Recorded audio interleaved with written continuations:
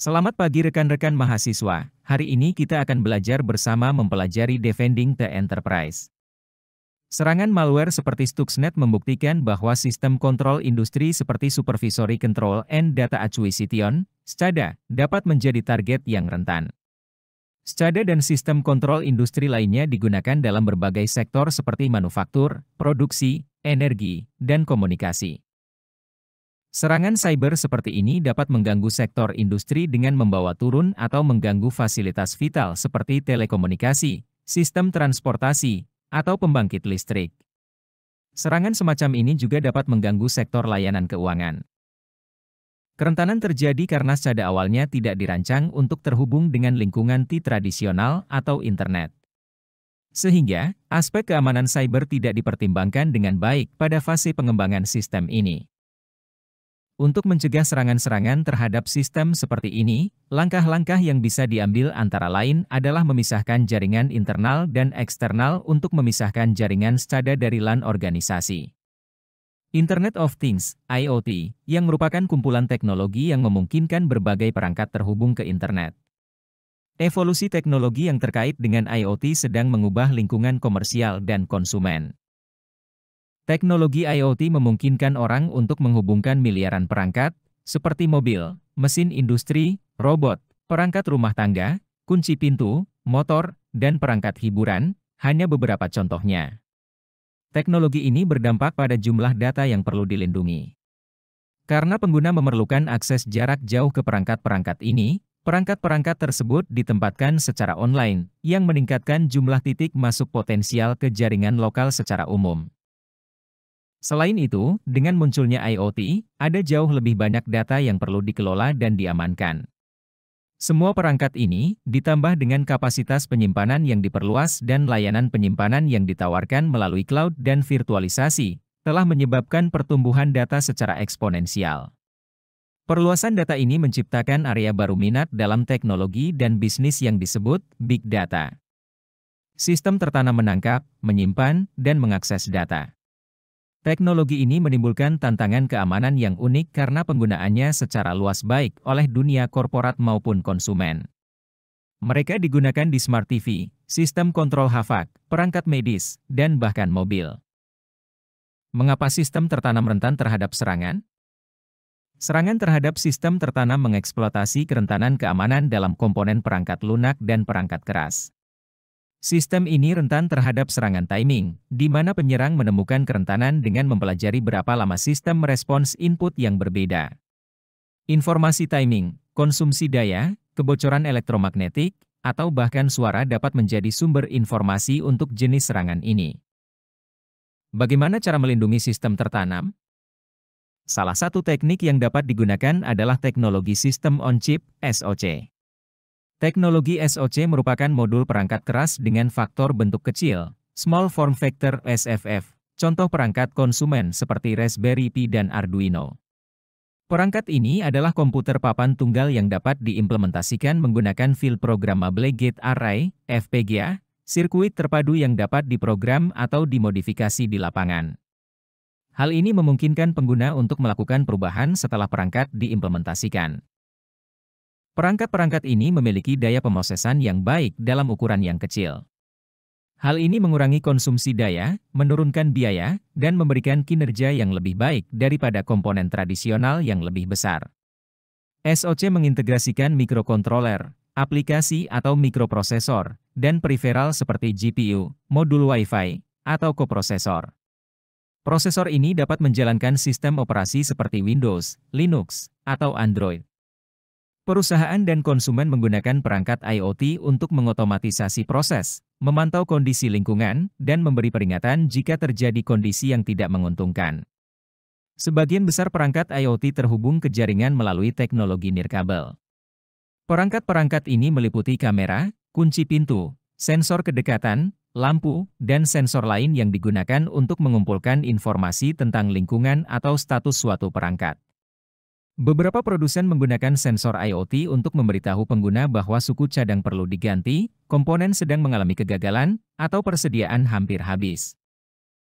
Organisasi menggunakan perangkat IoT untuk melacak inventaris, kendaraan, dan personil. Perangkat IoT mengandung sensor geospasial yang memungkinkan pengguna melacak, memantau, dan mengendalikan variabel lingkungan seperti suhu, kelembaban, dan pencahayaan secara global. Aplikasi IoT menggunakan Real-Time Operating System, RTOS, sistem operasi kecil yang memungkinkan beralihnya tugas dengan cepat yang berfokus pada waktu responsif daripada kecepatan transfer data. Teknologi RTOS ditemukan dalam perangkat wearable, perangkat medis, sistem di kendaraan, dan perangkat otomatisasi rumah. Industri IoT menimbulkan tantangan besar bagi profesional keamanan informasi karena banyak perangkat IoT yang menangkap dan mengirimkan informasi sensitif. Kerentanan terkait RTOS meliputi injeksi kode, serangan DOS, dan inversi prioritas, di mana tugas dengan prioritas lebih tinggi di-preempt oleh tugas dengan prioritas lebih rendah. Untuk mengamankan perangkat IoT, amankan jaringan nirkabel. Ketahui dengan pasti perangkat mana yang berkomunikasi di jaringan Anda. Ketahui fungsi masing-masing perangkat IoT di jaringan Anda. Pasang perangkat lunak keamanan pada perangkat jika memungkinkan. Amankan ponsel pintar dan aplikasi seluler yang digunakan untuk berkomunikasi dengan perangkat IoT. Voice over IP, VoIP, yang menggunakan internet untuk melakukan dan menerima panggilan telepon. Perlengkapan apa yang Anda butuhkan untuk menggunakan VoIP? Anda memerlukan koneksi internet dan telepon untuk menggunakan VoIP. Beberapa opsi tersedia untuk perangkat telepon. Telepon tradisional dengan adaptor. Adaptor berfungsi sebagai antarmuka keras antara telepon analog tradisional dan garis VoIP digital. Telepon yang mendukung VoIP. Perangkat lunak VoIP yang diinstal di komputer. Apakah VoIP aman? Sebagian besar layanan VoIP konsumen menggunakan internet untuk panggilan telepon. Banyak organisasi menggunakan jaringan pribadi mereka karena menyediakan keamanan dan kualitas layanan yang lebih kuat. Keamanan VoIP hanya sehandal keamanan jaringan yang mendasarinya. Penjahat dunia maya menargetkan sistem ini untuk mendapatkan akses ke layanan telepon gratis, untuk mendengarkan percakapan telepon secara diam-diam, atau untuk memengaruhi kinerja dan ketersediaan. Bagaimana cara melindungi layanan VoIP? Terapkan langkah-langkah berikut untuk mengamankan VoIP. Enkripsi paket pesan suara untuk melindungi dari penyadapan. Gunakan SSH untuk melindungi gateway dan switch. Ubah semua kata sandi default. Gunakan sistem deteksi intrusi untuk mendeteksi serangan seperti ARP poisoning. Gunakan autentikasi yang kuat untuk mengatasi registrasi spoofing, proxy impersonating, dan call hijacking. Terapkan firewall yang mengenali VoIP untuk memantau aliran dan menyaring sinyal abnormal. Penggunaan sistem tertanam, embedded systems, dalam berbagai industri seperti industri medis, otomotif, dan penerbangan. Perangkat medis seperti pacemaker, pompa insulin, implan medis, dan defibrilator mampu terhubung secara nirkabel, dimonitor dari jarak jauh, dan menggunakan Near Field Communication, NFC. Kerentanan dalam perangkat medis ini dapat mengakibatkan masalah keamanan pasien, kebocoran rekam medis, atau risiko memberikan akses ke jaringan kepada penjahat dunia maya, yang kemudian akan mencari target yang rentan. Sistem dalam kendaraan menghasilkan dan menyimpan data yang diperlukan untuk operasi kendaraan beserta pemeliharaan, perlindungan keselamatan, dan transmisi kontak darurat.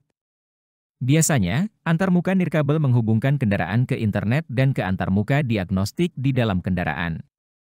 Banyak kendaraan merekam kecepatan, lokasi, dan manuver pengereman, lalu mengirimkan data yang terkumpul ke perusahaan asuransi pengemudi. Oleh karena itu, risiko komunikasi dalam kendaraan meliputi pelacakan tanpa izin, pengacauan nirkabel, dan spoofing. Untuk mengamankan sistem dalam kendaraan, terapkan langkah-langkah berikut. Praktik desain perangkat lunak sistem yang aman. Enkripsi dasar untuk semua komunikasi antara pengontrol. Implementasi firewall. Sebuah pesawat memiliki banyak sistem kontrol tertanam seperti sistem kontrol penerbangan dan sistem komunikasi. Masalah keamanan termasuk penggunaan kredensial login yang telah tertanam, protokol yang tidak aman, dan backdoor. Dalam kategori yang sama, Unmanned Aerial Vehicles, UAVs, lebih dikenal sebagai drone, telah digunakan dalam aplikasi militer, pertanian, dan pemetaan, antara lain. Drone sangat berguna untuk fotografi udara, survei, dan pemetaan. Namun, drone rentan terhadap hijacking, serangan Wi-Fi, serangan spoofing GPS, pengacauan sinyal, dan serangan deautentikasi, yang dapat memungkinkan penyerang untuk mengintersep atau menonaktifkan drone dan mengakses datanya. Teknologi penipuan yang digunakan oleh organisasi untuk mengalihkan perhatian penyerang dari jaringan produksi. Teknologi ini juga digunakan untuk mempelajari metode serangan penyerang dan memberi peringatan tentang potensi serangan yang dapat dilancarkan terhadap jaringan. Teknologi penipuan menambahkan lapisan palsu pada infrastruktur organisasi. Honeypot adalah sistem tipuan yang dikonfigurasi untuk meniru server dalam jaringan organisasi. Honeypot sengaja dibiarkan terbuka untuk menarik perhatian penyerang. Ketika seorang penyerang menyerang honeypot, aktivitas mereka dicatat dan dipantau untuk ditinjau kemudian. Honeypot mengalihkan perhatian penyerang dari sumber daya jaringan nyata organisasi. Sebuah organisasi bahkan mungkin membuat Honeynet, yaitu kumpulan honeypot, untuk meniru jaringannya dan mengalihkan perhatian penyerang. Sementara itu, Honeyfiles adalah berkas palsu yang menarik penyerang tetapi tidak mengandung informasi nyata. DNS Sinhole mencegah resolusi nama host untuk URL yang ditentukan dan dapat mengalihkan pengguna dari sumber daya berbahaya. Banyak organisasi percaya bahwa data mereka aman dalam cloud pribadi. Namun, masih ada risiko. Teknologi penipuan dapat membantu organisasi mengelola risiko-risiko ini dengan lebih baik. Virtualisasi mengurangi jumlah mesin fisik yang diperlukan, seperti server dan workstation, dalam lingkungan TI. Hypervisor adalah program perangkat lunak atau perangkat keras yang memungkinkan Anda menjalankan beberapa sistem operasi independen pada satu sistem fisik. Ada dua metode virtualisasi. 1. Virtualisasi perangkat keras. Sistem operasi tamu dijalankan langsung pada platform perangkat keras, di bawah kontrol sistem host. 2. Virtualisasi berbasis host. Aplikasi yang berjalan di mesin host digunakan untuk membuat mesin virtual yang terdiri sepenuhnya dari perangkat lunak tanpa komponen perangkat keras. Lingkungan mesin virtual menggunakan sistem operasi, sehingga perlu dipatch. Mesin virtual berbagi perangkat keras dan berjalan dengan hak istimewa yang sangat tinggi. Perlu diwaspadai bahwa seorang penyerang yang mengompromi mesin virtual mungkin dapat mengompromi mesin host. Kontainer berbeda dengan mesin virtual, kontainer hanya terdiri dari aplikasi dan dependensinya. Kontainer menggunakan mesin untuk emulasi sistem operasi. Docker adalah platform terbuka yang menggunakan virtualisasi tingkat OS untuk mengirimkan perangkat lunak dalam paket kontainer. Anda dapat dengan mudah memindahkan kontainer dan aplikasi akan berjalan. Perangkat lunak khusus seperti Kubernetes memungkinkan Anda mengelola kontainer Anda. Desktop pengguna dapat disimpan secara remote pada server menggunakan thin client atau desktop virtual. Hal ini membuatnya sangat mudah untuk dengan cepat membuat, menghapus, menyalin, mengarsipkan, atau mengunduh konfigurasi melalui jaringan. Virtualisasi desktop membutuhkan ketersediaan tinggi dan kapasitas penyimpanan. Teknologi berbasis cloud, cloud-based technology, yang memungkinkan organisasi untuk mengakses komputasi, penyimpanan, perangkat lunak, dan server melalui internet. Teknologi ini memindahkan komponen teknologi dari organisasi ke penyedia cloud. Software as a Service (SaaS) memungkinkan pengguna untuk mengakses perangkat lunak aplikasi dan basis data. Penyedia cloud mengelola infrastruktur sementara pengguna menyimpan data pada server penyedia cloud. Platform as a Service (PaaS) memungkinkan sebuah organisasi untuk mengakses secara remote alat pengembangan dan layanan yang digunakan untuk mengirimkan aplikasi tersebut berdasarkan langganan. Infrastructure as a Service (IaaS) menyediakan sumber daya komputasi virtual melalui internet. Penyedia menghost perangkat keras, perangkat lunak, server, dan komponen penyimpanan, dan pengguna membayar langganan untuk sumber daya tersebut. Klasifikasi cloud computing berdasarkan cara implementasi model layanan. Private cloud juga disebut sebagai cloud internal, korporat, atau enterprise. Private cloud dihosting pada platform pribadi. Private cloud memberikan organisasi lebih banyak kontrol atas data mereka, namun bisa lebih mahal daripada layanan cloud lainnya karena biaya infrastruktur, pemeliharaan, dan administrasi. Public cloud dihosting oleh penyedia layanan di fasilitas di luar lokasi.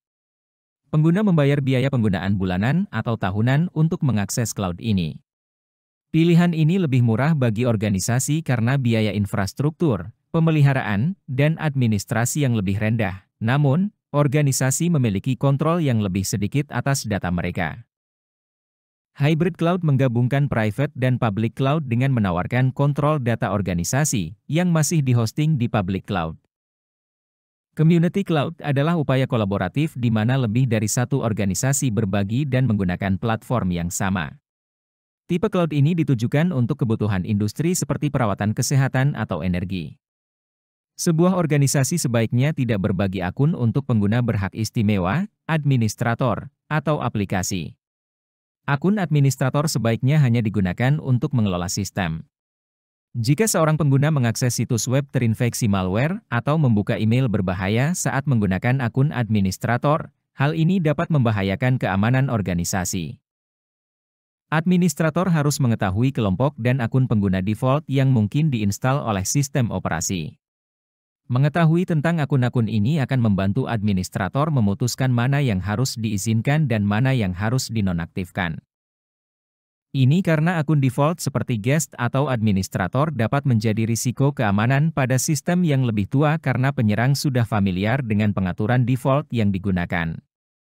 Untuk meningkatkan keamanan, selalu gantikan akun default dan pastikan bahwa semua tipe akun memerlukan kata sandi.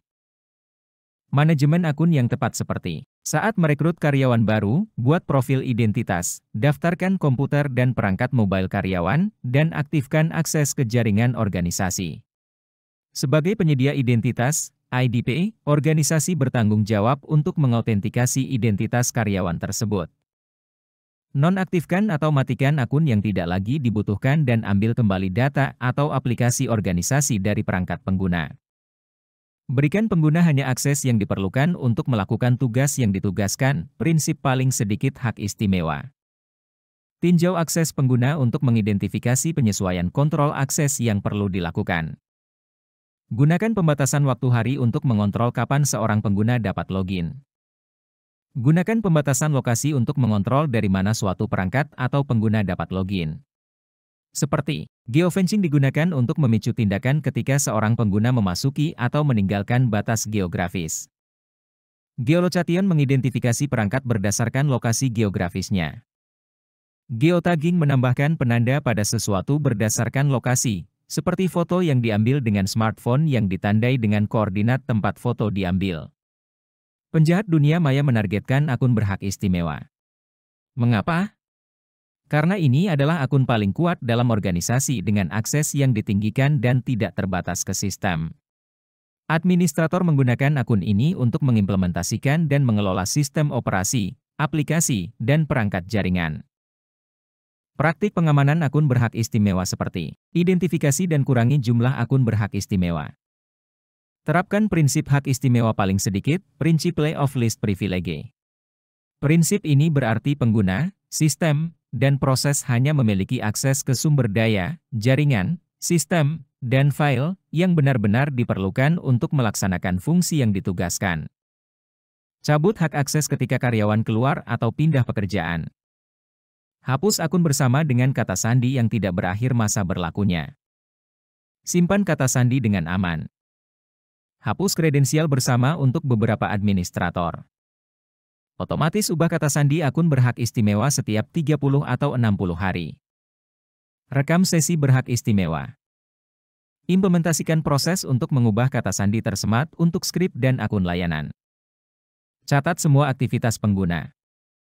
Buat peringatan untuk perilaku yang tidak biasa. Nonaktifkan akun berhak istimewa yang tidak aktif. Gunakan autentikasi multifaktor untuk semua akses administratif.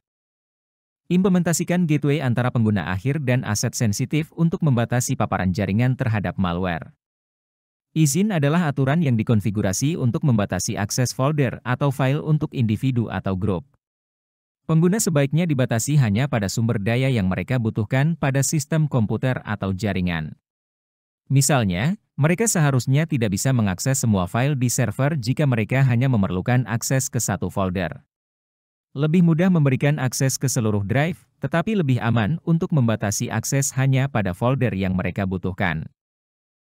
Tingkat izin yang tersedia untuk file dan folder seperti full control adalah, pengguna dapat melihat konten file atau folder, mengubah dan menghapus file dan folder yang ada, membuat file dan folder baru, serta menjalankan program di dalam folder.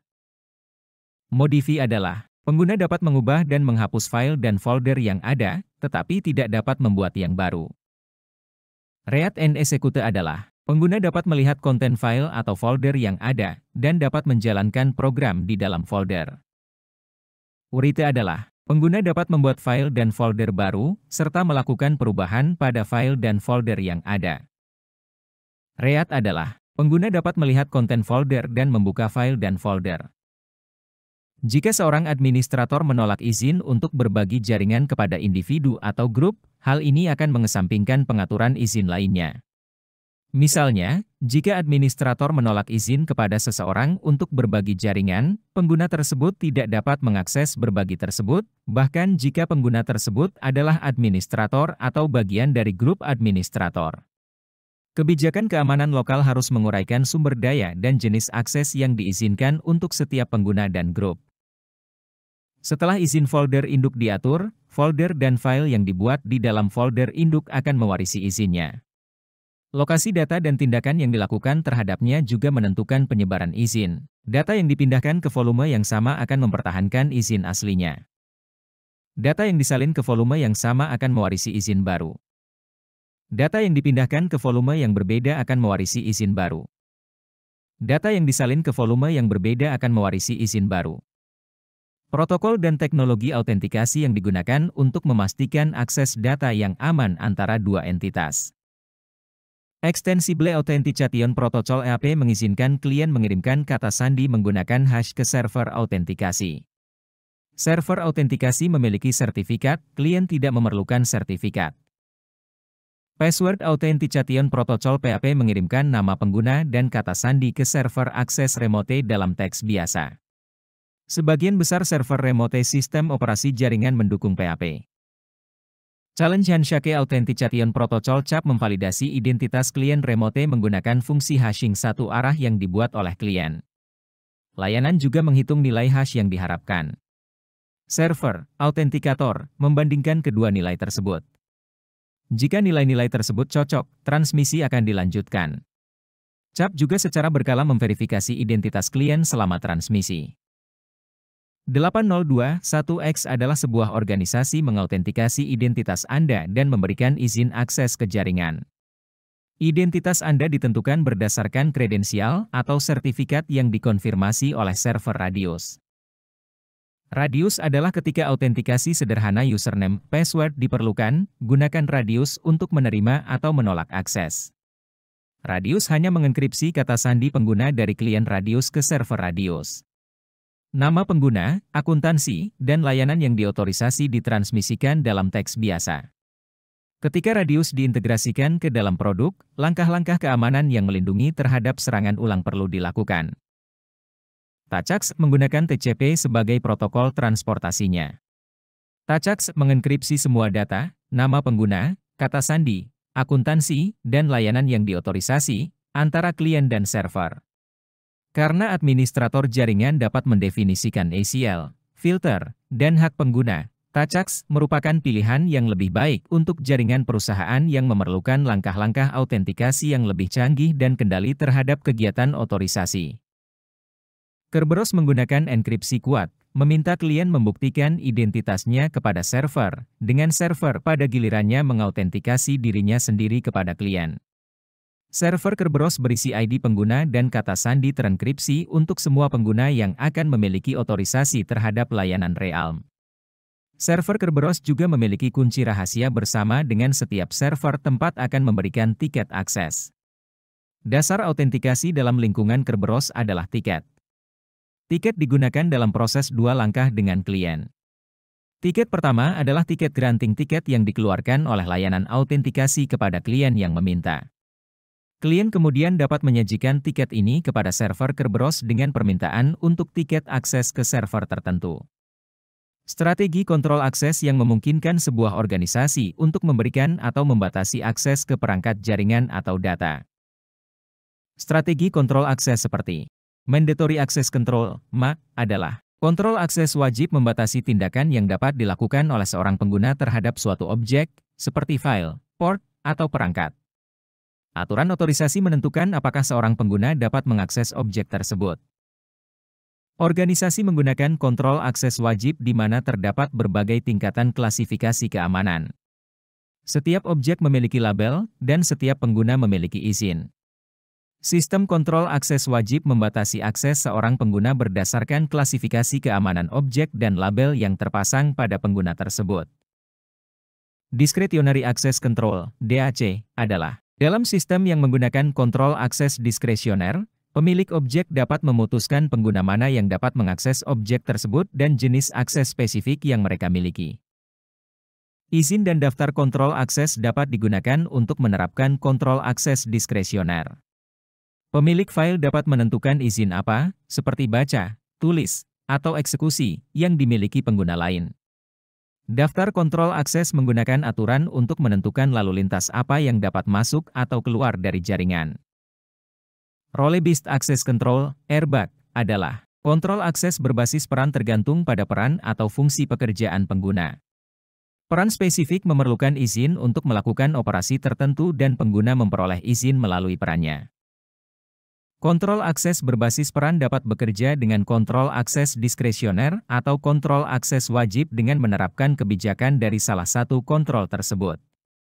Kontrol akses berbasis peran membantu melaksanakan administrasi keamanan di organisasi besar dengan ratusan pengguna dan ribuan izin yang mungkin.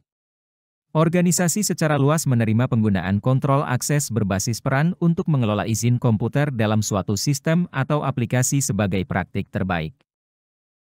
Rule-Based Access Control (RBAC) adalah kontrol akses berbasis aturan menggunakan daftar kontrol akses untuk membantu menentukan apakah memberikan akses atau tidak.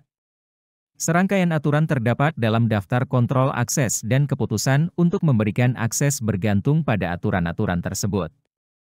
Misalnya, aturan menyatakan bahwa tidak ada karyawan yang boleh mengakses file gaji di luar jam kerja atau pada akhir pekan.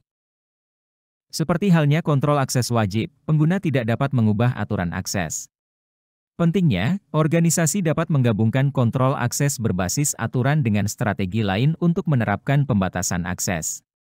Sebagai contoh, metode kontrol akses wajib dapat menggunakan pendekatan berbasis aturan untuk implementasinya.